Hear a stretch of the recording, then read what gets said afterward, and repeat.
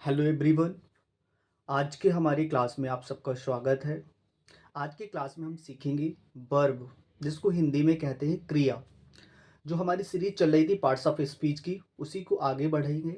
उसी में सीख रहे हैं वर्ब को। इससे पहले हमने सीखा नाउन, प्रोनाउन और एडजेक्टिव के बारे में। आज के क्लास में वर्ब। आई होप हमारी जो एक क्लास की जो सीरीज चल रही है आप सबको बहुत अच्छी लग रही होगी। यदि हमारी क्लास अच्छी लग रही है तो हमारे चैनल को करिए सब्सक्राइब, बेल आइकन को करिए प्रेस, जिससे आने वाले वीडियोज़ की नोटिफिकेशन सबसे पहले आपको मिले। तो मैंने सीखा था नाउन को, प्रोनाउन को और एडजेक्टिव को। उससे पहले मैंने सीखा था सब्जेक्ट। सब्जेक्ट मतलब कर्ता, काम करने वाला जो होता है वो सब्जेक्ट होता है। कोई भी सेंटेंस होता है उसमें जो काम करता है वो आपका कर्ता होता है, काम करने वाला कर्ता होता है। यदि आपको कर्ता के बारे में पता है, सब्जेक्ट के बारे में पता है, तो उसको मैं आगे थोड़ा सा बढ़ाऊँ तो पार्ट्स ऑफ स्पीच का जो अगला पार्ट है आपका वर्ब, उसको सीखने का मतलब है वर्ब होती क्या है। वर्ब आप जो भी कुछ करते हो, उठना, बैठना, रोना, गाना, हंसना, चलना, जो भी कोई एक्टिविटीज करते हो, कर्ता जो भी कुछ करता है वो सब क्या है, वर्ब। वर्ब तो भाई बहुत इजी है। जो भी कुछ कर रहे हो, हंस रहे हो ये भी एक वर्ब है, रो रहे हो ये भी एक वर्ब है, खाना खा रहे हो ये भी एक वर्ब है, किताब पढ़ रहे हो ये भी एक आपके वर्ब है, आप किसी को पढ़ा रहे हो ये भी एक वर्ब है। वर्ब है क्या, वो सारी चीजें जो किसी चीज के होने या करने का बोध कराती है। कर्ता जो भी कुछ करता है, सब्जेक्ट जो भी कुछ करता है, वर्ब होती है। आप डेफिनेशन को भी देख सकते हो, लिखा है a verb is a word which says something about a subject. Verb क्या है, जो कुछ बताती है, किसी चीज के होने या करने का बोध कराती है।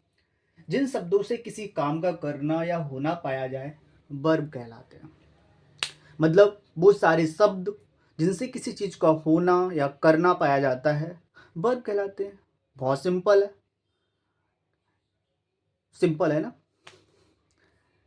करने के लिए एक डिसीजन लीजिए और अपने एम को बनाइए। कहते ना, एक सोल्जर होता है ना, जब वो किसी चीज को टारगेट करता है तो वो बहुत अच्छा वर्क करता है। तो जीवन में एक हमारे पास एम होना चाहिए, एक टारगेट होना चाहिए। जब टारगेट होगा तो आप उसको अचीव करने के लिए ट्राई करेंगे। चलिए सीखें। आप एग्जाम्पल से भी समझ सकते हो, बहुत ईजी एग्जाम्पल लिखा है राम इज रीडिंग। राम कर क्या रहा है, पढ़ रहा है। राम इज रीडिंग, यहाँ पर राम क्या है, आपका सब्जेक्ट है। कहते हैं ना कि जो भी कुछ करता करता है, कर्ता के करने या होने का जो बोध कराते हैं, जो शब्द बोध कराते हैं, वो सारे शब्द क्या कहलाते हैं, वर्ब कहलाते हैं। तो देखिए क्या लिखा है, राम इज रीडिंग। रीडिंग मतलब पढ़ना, पढ़ना। मैंने बताया ना, जिस चीज से किसी चीज का होना पाया जाता है या करना पाया जाता है, वर्ब कहलाते हैं। तो क्या है, रीडिंग। दूसरा एग्जांपल देखिए, यू टीच मी। यहाँ पे टीच, तुम क्या कर रहे हो, मुझे पढ़ाते हो। टीच क्या करते हो, पढ़ाते हो। सब्जेक्ट जो भी कुछ करता है या वो सारे शब्द जो सब्जेक्ट के किसी चीज के करने या होने का बोध कराते हैं, वर्ब कहलाते हैं। तो यू टीच मी, तुम मुझे पढ़ाते हो। टीच आपका क्या है, वर्ब है। Third example, the binds blowing. हवा चल रही है, चलना, हवा का चलना, ब्लोइंग। ओके।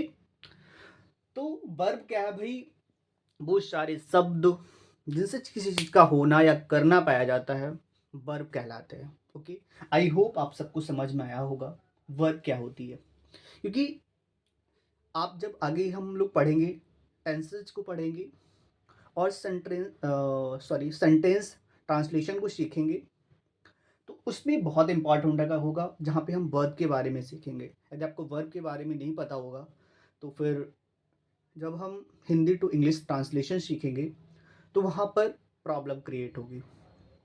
वर्ब है, वो टेंसेस के बेसिस पर वर्ब की फॉर्म भी चेंज होती है, उनको भी सीखेंगे हम लोग।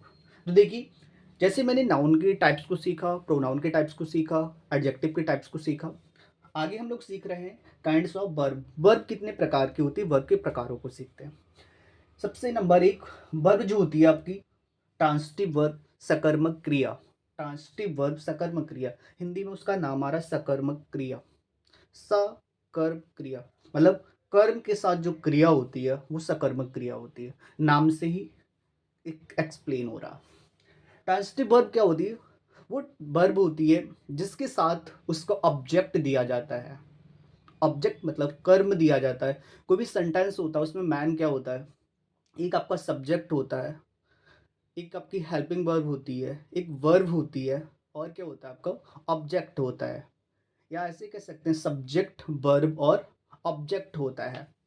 तो आप सेंटेंस देखिए, लिखा है आई रीड द बुक। एक तो रीड मतलब जिस चीज से किसी चीज का होना पाया जाता है वो वर्ब होती है, एक तो रीड आपकी वर्ब हो गई, आई आपका सब्जेक्ट हो गया। मैं पढ़ता हूँ, क्या पढ़ता हूँ? द बुक, किताब। मैं किताब पढ़ता हूँ। तो जब वर्ब के साथ उसका ऑब्जेक्ट दिया जाता है, क्रिया के साथ उसका कर्म दिया जाता है, तो वो होती है सकर्मक क्रिया, ट्रांसिटिव वर्ब। सेकंड आप देखिए, बी कुक द फूड।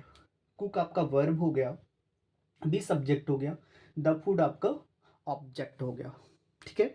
जिस वर्ब के साथ, जिस क्रिया के साथ उसका कर्म वर्ब के साथ मतलब उसका ऑब्जेक्ट दिया जाता है, वो सारी वर्ब्स ट्रांसिटिव वर्ब या सकर्मक क्रिया कहलाती हैं। ओके, आई होप आपको समझ में आएगा। ये जो टॉपिक है आप जो डेली देख रहे हैं वीडियोज में, ये बहुत इंपॉर्टेंट है। आप किसी भी कंपटीशन की एग्जाम की तैयारी कर रहे हो, आप स्कूलिंग में हो, सबके लिए बहुत इंपॉर्टेंट है। ये बेसिक चीज़ें हैं। यदि बेसिक चीज़ें आपकी मजबूत होंगी तो जब एडवांस ग्रामर को हम लोग सीखेंगे तो फिर कोई भी प्रॉब्लम नहीं होगी। जब हमारी ये बेसिक चीज़ें ही स्ट्रांग नहीं होती हैं, फिर आगे चल के जब हम एडवांस को सीखेंगे तो फिर इन्हीं चीज़ों की वजह से मुझे परेशानियाँ होती हैं और फिर से हम पीछे की चीज़ों को रिकॉल करते हैं। तो मेरा मानना है, जो मैंने सीरीज स्टार्ट की बिल्कुल स्टार्टिंग पॉइंट से, जीरो से स्टार्ट की, मेरा मानना है जब तक आपका बेसिक स्ट्रांग नहीं होगा आप एडवांस बहुत अच्छा नहीं सीख सकते, क्योंकि सीख ही नहीं पाओगे भाई। कहते हैं ना कि जब आपकी नींव ही अच्छी नहीं होगी तो फिर कितना ढलाई कर सकते हो, कभी ना कभी तो गिरेगा वो। तो बेसिक को बहुत अच्छा करो। बेसिक जब आपका अच्छा होगा तो फिर एडवांस में कोई भी प्रॉब्लम नहीं होगी।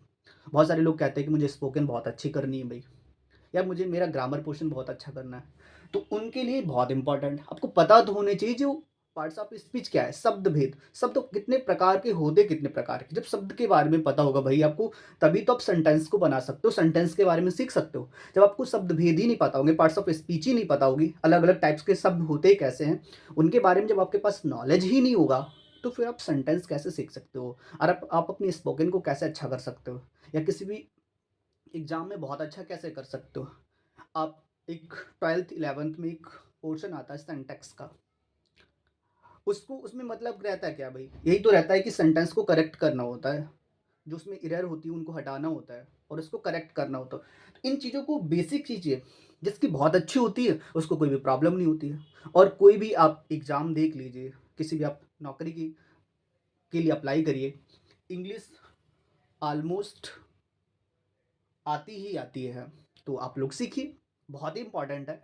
ओके। सेकंड देखिए आप लोग, इंट्रांसिटिव वर्ब अकर्मक क्रिया, उसके नाम से भी क्लियर हो रहा, जिसके साथ कर्म नहीं होता, वो सारी क्रियाएं, वो सारी वर्ब्स जिसके साथ उसका ऑब्जेक्ट नहीं होता है, वो सारी अकर्मक क्रियाएं कहलाती हैं। जैसे लिखा यू रीड, तुम पढ़ते हो, क्या पढ़ते हो कुछ नहीं पता, तो इसमें क्या है, वर्ब तो है बट इसके साथ उसका ऑब्जेक्ट नहीं दिया गया, इसलिए ऐसी वर्ब्स हमारी इंट्रांसिटिव वर्ब अकर्मक क्रिया कहलाती हैं। ओके। बी प्ले, हम खेलते हैं, क्या खेलते हैं कुछ भी नहीं पता, उसके साथ उसका कर्म नहीं दिया गया है। तो नॉर्मली वर्ब हमारी टू ही टाइप की होती हैं, ट्रांसिटिव वर्ब और इंट्रांसिटिव वर्ब, सकर्मक क्रिया और अकर्मक क्रिया। ओके। ये पोर्शन बहुत ही इंपॉर्टेंट है आपके लिए। नेक्स्ट पॉइंट को हम सीखें तो लिखा ऑक्सिलरी वर्ब, सहायक क्रिया, हेल्पिंग वर्ब। आपने देखा होगा ऑक्सिलरी वर्ब का काम क्या होता है, इसके नाम से ही लिखा है सहायक क्रिया, हेल्पिंग वर्ब। वो हेल्प करती हैं। हेल्प का मतलब है, ये जो वर्ब होती हैं ऑक्सिलरी वर्ब, इनका यूज होकर के जो वर्ब्स होती हैं उनको टेंसेज में ट्रांसलेट कर देते हैं। Indefinite, continuous, perfect, perfect continuous, या टेंस चेंज होते हैं आपके, पास्ट, फ्यूचर, प्रेजेंट। तो इस सेंटेंसेस को ट्रांसलेशन में हेल्प करती हैं ऑक्सिलरी वर्ब। और कभी-कभी यही ऑक्सिलरी वर्ब जिनको हम सहायक क्रिया कहते हैं, हेल्पिंग वर्ब कहते हैं, किसी-किसी सेंटेंस में ये कभी-कभी मैन वर्ब का भी काम करती हैं। ओके? तो कौन से दिख जैसे लिखा है आई एम रीडिंग, यहाँ पर है एम, ये आपकी ऑक्सिलरी वर्ब हेल्पिंग क्रिया है, हेल्पिंग वर्ब है, सहायक क्रिया है। कैसे? ए रीडिंग, ए एम जो है हेल्पिंग वर्ब कैसे यूज कर रही है, आपको जो वर्ब है उसको टेंस में ट्रांसलेट कर रही है। रीड होती है, एम का यूज किया गया और एक रूल्स को अप्लाई करके कॉन्टिन्यूअस में चेंज कर दिया गया। ओके? तो ऑक्सिलरी वर्ब का मतलब होता है, सहायक क्रिया का मतलब होता है वो हेल्प करती है ट्रांसलेट करने में। ओके? और भी हमारे पास बहुत सारी हेल्पिंग वर्ब हैं, जैसे is, am, are, was, were, shall, will, has, have, had, और भी बहुत सारे हैं। तो यही जो ऑक्सिलरी वर्ब है मैंने आपको बताया, कभी कभी यही ऑक्सिलरी वर्ब जो आपकी हैं कुछ मैन वर्ब का भी काम करती हैं, अदरवाइज वो हेल्पिंग वर्ब का काम करती है, सहायक क्रिया ऑक्सिलरी वर्ब का काम करती है। ओके? ये जो टॉपिक है आपका जो डेली सीरीज में आप देख रहे हैं मोस्ट इम्पॉर्टेंट है, तो आप सब सीखिए। आई होप हमारी जो जर्नी है उसमें आप हमारा साथ दे रहोगे। जो भी कोई नया व्यक्ति हमारा वीडियोज देख रहा है, यदि आप हमारे चैनल पर नए आए हैं तो हमारे चैनल को सब्सक्राइब करें, बेल आइकन को प्रेस करें, कमेंट और शेयर करना ना भूलें। धन्यवाद।